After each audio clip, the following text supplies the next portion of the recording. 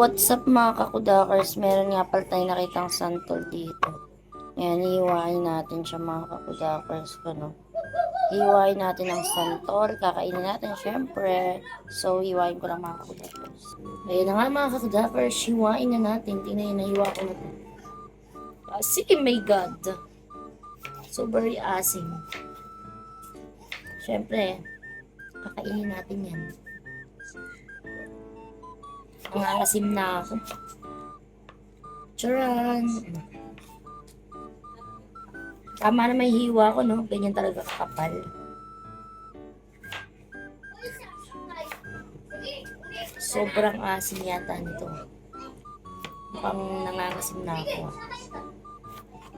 Naaamoy ko, nakakangasim. Ayan, mga kakudakers, yung dalawang santol. Yummers! Siyempre, after ko magtapon, ugasan ko to. Para hugas. Yan. Then, siyempre, lagay natin dyan. Then, maglalagay tayo dito ng asin. Asin. Asin, mga kakudakers! So, yun na nga mga kakudakers. Meron tayong asin dito. And then, kakakasim. Para hiwa lang. Ay, hindi ko pa mahiway kamay ko. Kakain na nga lang ng santol, may hiwa pa'y kamay. Yummers! So, okay na nga to.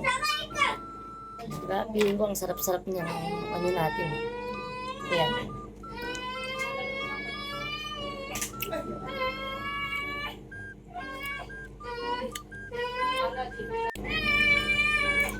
Nakakaganda pala to.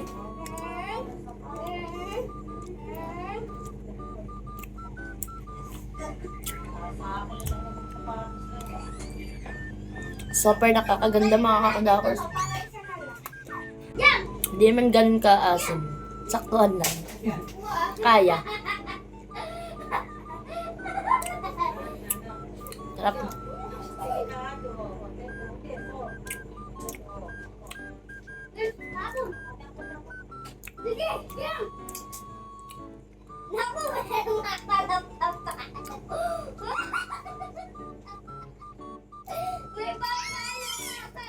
Pasensya na yung maingay kasi nga po yung dalawang bata, si Liam at si Kim, nagsama.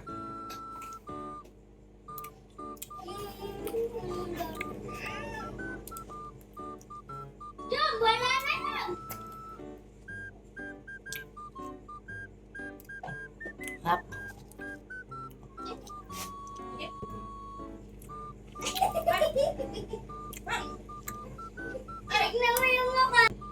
Ang sarap.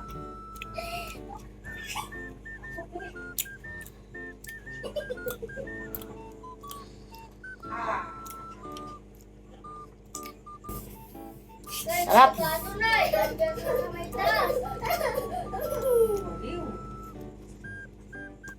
Tara na rito. Ala na mga tugot na sa taas. Sabi. Alis na. Tite, pakainin mo nga ng santong ito. Nakumano lang ang bukanga nila. Abot pa